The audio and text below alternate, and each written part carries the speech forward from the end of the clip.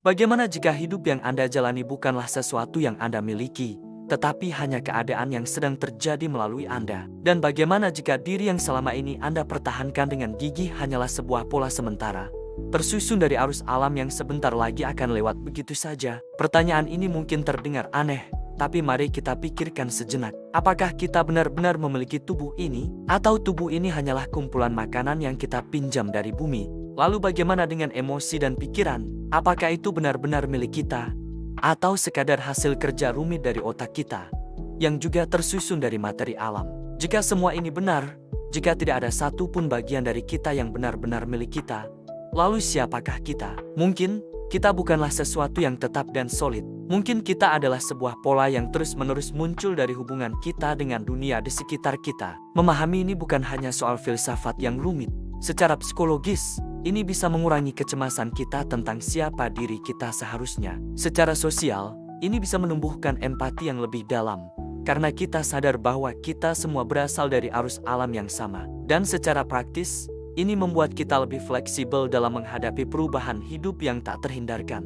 Mari kita coba definisikan ulang. Dalam filsafat, diri bisa dilihat sebagai pola hubungan yang muncul dari interaksi antara organisme dan dunianya, bukan substansi yang beku. Secara ilmiah, manusia adalah sistem kompleks yang tersusun dari arus materi, energi, dan informasi yang terus berubah. Bahkan secara sosial, diri kita adalah narasi yang kita bangun lewat bahasa, ingatan, dan interaksi dengan orang lain. Pertanyaan utamanya menjadi, jika manusia hanyalah hasil sementara dari arus alam yang tersusun menjadi tubuh, emosi, dan kesadaran, bagaimana kita bisa mendefinisikan diri tanpa harus percaya pada adanya inti yang permanen? Jawabannya mungkin tersebar di berbagai bidang. Filsafat proses mengatakan diri adalah kejadian, bukan benda. Sains saraf modern melihat kesadaran sebagai pola aktivitas otak, bukan entitas terpisah. Psikologi memandangnya sebagai fungsi pengaturan, bukan esensi. Dan banyak tradisi spiritualitas melihat diri sebagai jaringan hubungan, bukan pusat tunggal yang egois. Ini menantang 3 keyakinan dasar kita. Pertama, bahwa diri itu permanen. Kedua, bahwa kesadaran kita adalah milik pribadi yang terpisah dari alam.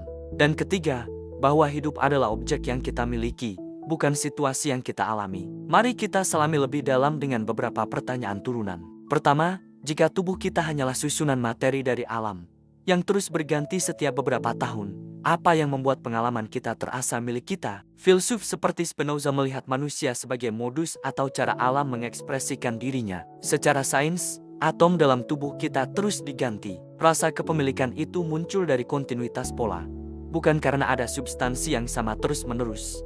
Pola ingatan dan kebiasaan Anda tetap berlanjut, meskipun materi fisiknya sudah berganti. Kedua, jika emosi hanyalah reaksi kimia di otak, lonjakan dopamin atau serotonin, bagaimana makna pribadi bisa lahir dari situ? Filsuf seperti Nietzsche percaya bahwa makna adalah hasil penafsiran kita. Rasa cinta, sedih, atau bahagia mungkin dipicu oleh kimiawi, tapi makna yang kita berikan pada perasaan itu adalah ciptaan kita sendiri. Makna muncul dari interpretasi, bukan dari asal biologisnya. Ketiga, tanpa diri yang permanen, apakah identitas masih mungkin? Filsuf kuno Heraklitus berkata, semuanya mengalir. Sains modern dengan konsep neuroplastisitas menunjukkan bahwa otak kita terus berubah berdasarkan pengalaman. Kepribadian kita pun berubah seiring waktu. Jadi, identitas bukanlah sesuatu yang statis. Identitas adalah sebuah proses yang memiliki konsistensi dalam perubahannya. Anda tetap Anda karena ada benang merah perubahan yang bisa dilacak, bukan karena Anda sama persis seperti 10 tahun lalu. Keempat, jika kesadaran hanyalah pola di otak, apakah pengalaman spiritual itu sah? William James, seorang filsuf dan psikolog, berpendapat bahwa sebuah pengalaman harus dihargai apa adanya, terlepas dari mana asalnya. Saat orang bermeditasi, ada aktivitas nyata di bagian otak parietal dan prefrontal yang bisa diukur. Perasaan menyatu dengan semesta adalah fenomena nyata yang dialami otak. Jadi, pengalaman itu sah sebagai sebuah fenomena kesadaran, tanpa harus membuktikan adanya entitas supernatural. Kelima, jika tidak ada jiwa sebagai entitas, apa yang berpindah saat kita berubah dari waktu ke waktu? Konsep Buddhisme tentang anatta atau non-diri mengajarkan hal serupa. Yang berpindah bukanlah substansi atau jiwa, melainkan pola kecenderungan, atau apa yang kita sebut karma atau kebiasaan. Pola pikir dan perilaku Anda hari ini adalah kelanjutan dari pola di masa lalu, yang kemudian akan membentuk pola di masa depan. Keenam, apakah kematian masih menakutkan jika diri kita hanyalah arus? Filsuf Epicurus berpendapat bahwa kematian bukanlah ancaman, karena saat kita ada, kematian tidak ada, dan saat kematian ada, kita tidak ada. Sains menunjukkan bahwa materi tubuh kita akan didaur ulang kembali ke alam, menjadi tanah, tumbuhan, dan kehidupan lainnya. Kematian menjadi sebuah transisi struktural, bukan hilangnya esensi diri kita. Pola kita bubar, kembali ke sumbernya. Ketujuh, jika pikiran kita sangat dipengaruhi oleh lingkungan keluarga, sekolah, budaya, apakah kita punya kehendak bebas? Filsuf eksistensialis seperti Sartre mengatakan bahwa kebebasan adalah sebuah proyek. Kita memang dibatasi oleh kondisi, tapi di dalam batasan itu, kita selalu punya ruang untuk memilih bagaimana merespons. Kebebasan bukanlah kemampuan untuk melakukan apa saja, melainkan ruang kemungkinan yang ada di dalam batas-batas kondisi kita. Kedelapan, apakah keaslian atau menjadi diri sendiri masih mungkin jika diri kita selalu berubah dan merupakan konstruksi sosial? Kita seringkali punya kepribadian berbeda di rumah dan di kantor. Filsuf Michel Foucault melihat diri sebagai konstruksi. Keaslian mungkin bukanlah tentang menemukan satu diri sejati yang tersembunyi, melainkan tentang menciptakan koherensi atau keselarasan dalam semua peran dan perubahan yang kita jalani. Kesembilan, bagaimana seharusnya hubungan kita dengan alam? Jika kita sadar bahwa kita hanyalah bagian dari arusnya, ini mengubah perspektif kita dari penguasa alam menjadi partisipan ekosistem. Makanan yang kita makan menjadi tubuh kita. Udara yang kita hirup menjadi energi kita. Kita tidak terpisah dari alam.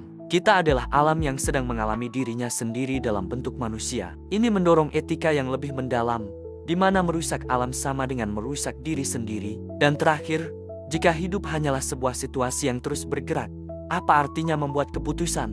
Teori otak prediktif modern mengatakan bahwa kita tidak merespons lingkungan dari nol. Otak kita terus-menerus membuat prediksi tentang apa yang akan terjadi, dan keputusan kita adalah cara kita menyesuaikan pola internal kita dengan realitas eksternal. Membuat keputusan bukanlah tindakan dari sebuah inti yang terpisah, melainkan penyesuaian dinamis dari sebuah pola yang disebut diri. Jadi, apa implikasinya? Secara etis, melihat diri sebagai proses bisa mengurangi egoisme dan meningkatkan empati. Secara pengetahuan, kita jadi sadar bahwa kita perlu menilai proses, bukan hanya benda-benda statis. Dan secara ontologis, secara hakikat kita memahami bahwa diri bukanlah benda, melainkan pola dalam arus besar alam semesta. Kita bukan inti, kita adalah arus. Arus yang datang, tersusun sementara menjadi tubuh, pikiran, dan kesadaran, membentuk pengalaman yang kita sebut hidup, lalu berubah lagi dan terus mengalir. Mungkin dalam penerimaan akan perubahan inilah kita menemukan kebebasan sejati. Hidup bukan sesuatu yang kita miliki, melainkan sesuatu yang bergerak melalui kita. Sebagai penutup, saya ingin mengajak Anda merenung. Jika diri Anda hanyalah pola yang tersusun dari arus alam, pola apa yang sedang Anda jalani hari ini? Dan yang lebih penting, apakah Anda sadar sedang menjalaninya? Terima kasih sudah menonton. Jika video ini memberikan Anda perspektif baru, jangan lupa untuk suka, bagikan, dan berlangganan saluran ini untuk lebih banyak eksplorasi pikiran. Sampai jumpa di video berikutnya.